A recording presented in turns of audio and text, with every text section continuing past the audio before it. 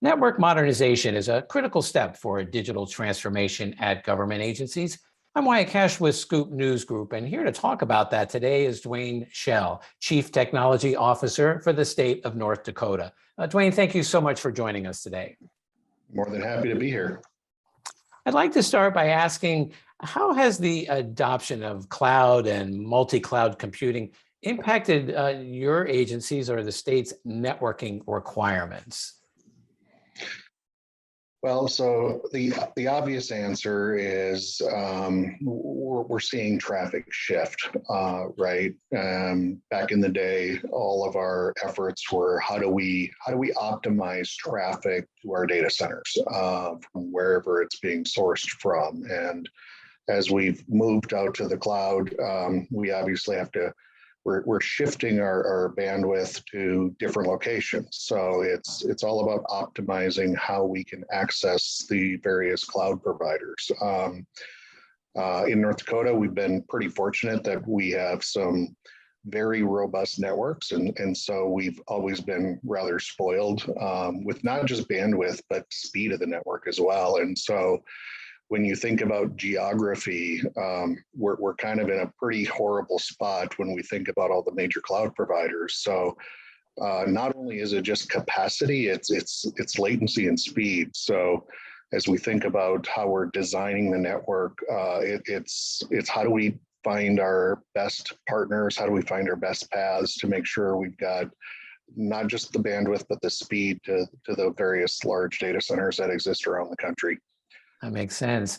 Next, what are your top priorities over the next year or so to improve the performance and scalability of your networks? And if you could, how will cost versus value factor into your acquisition plans? Great question. So, I mean, our priorities next year are pretty clear.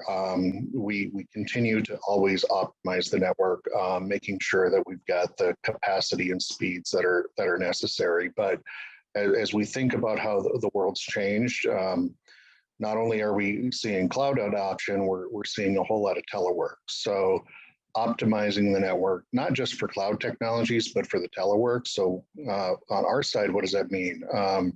We've usually spend a lot of time with peering relationships with commercial networks. And so with telework, work from home, and all those types of things, it's continuing to optimize the peering relationships that we have with local providers in that space. Obviously, paying attention to network security and how we're doing that is top of mind for everybody and is, I think, a top priority on every project we're doing. Specifically as it relates to cost and value, we're really fortunate that bandwidth keeps going up and the price per meg continues to fall. So that helps dramatically. Historically, we've been able to keep costs relatively neutral by adding more and more value. So we spend a ton of time on the value side of this. How are we getting you the right capacities without increasing your cost? How are we getting you the right availability? We're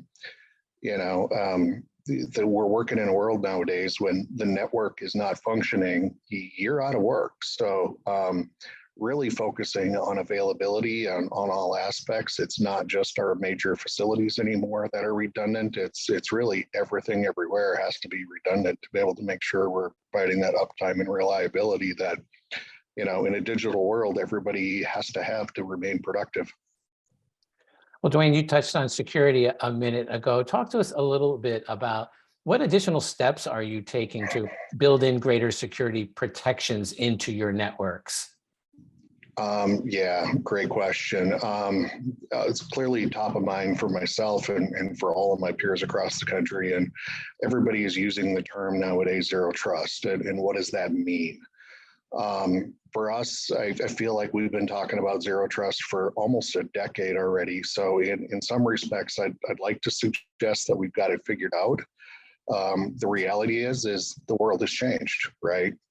What zero trust looks like on premise versus what zero trust looks like in a telework world, in a cloud world is very, very different. So taking what we have, figuring out how we evolve it and continue to change with things like Secure Access Services Edge, the SASE products, the CASB products.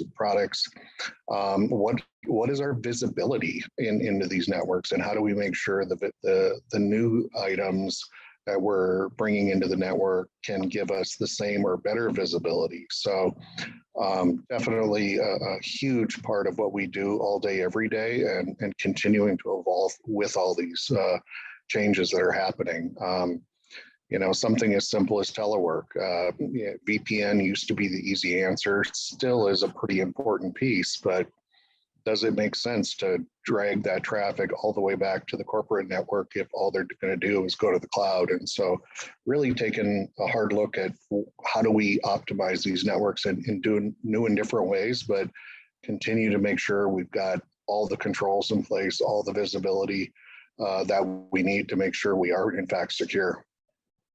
Well, and then lastly, I think you probably agree that technology often moves faster than the acquisition process to acquire it. What's North Dakota doing, and your team in particular, to try to speed up network modernization and the procurement process behind that?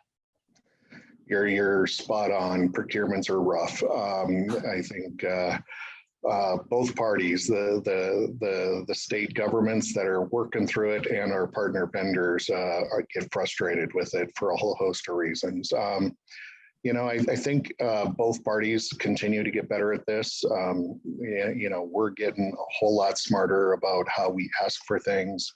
I think making sure you're very clear on what it is you have today, what it is your target goals are, I think are painfully important.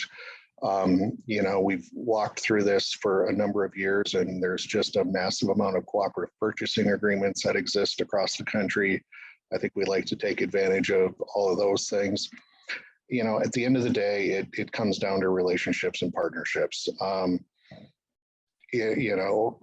Vendors come and go for various reasons, but we have a lot of strong relationships with a lot of our vendor partners, and I think it's really that relationship and that partnership and developing that true understanding of who you are and what you're trying to achieve.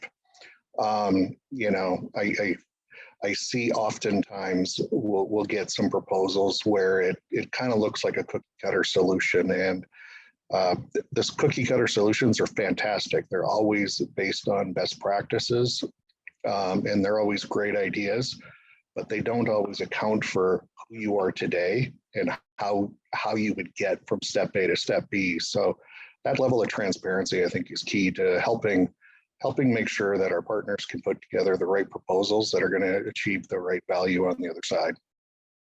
Well, we know every state has its unique circumstances as well, so that's a great point. Yeah. Well, Duane Schell, thank you so much for taking a few minutes to join us here and talk a little bit about network modernization and how things are going in the state of North Dakota. Absolutely. Thrilled to be here.